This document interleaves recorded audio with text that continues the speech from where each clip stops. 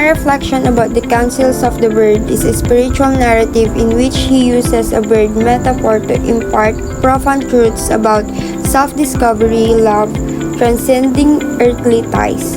The story emphasizes the importance of inner awakening and the quest of spiritual truth, encouraging readers to go beyond the surface of life and embrace a deeper journey of self-discovery. The story emphasizes the value of community and shared wisdom in spiritual journeys. My analysis about the story is a classic work that delves into issues of wisdom, the spiritual journey, and the essence of the self.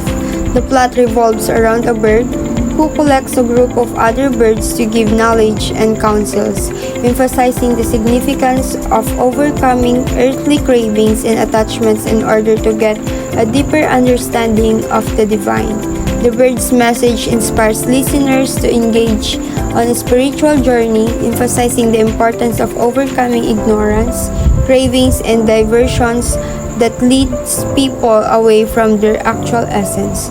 The bird also stresses self-realization and transformation, encouraging readers to look within and seek change. The bird's teaching emphasizes the significance of giving up the ego and accepting the heart's greater understanding.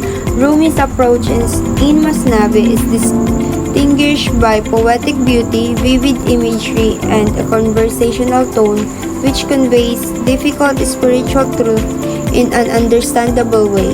The story demonstrates Rumi's belief that the search for truth and enlightenment is a universal and timeless pursuit.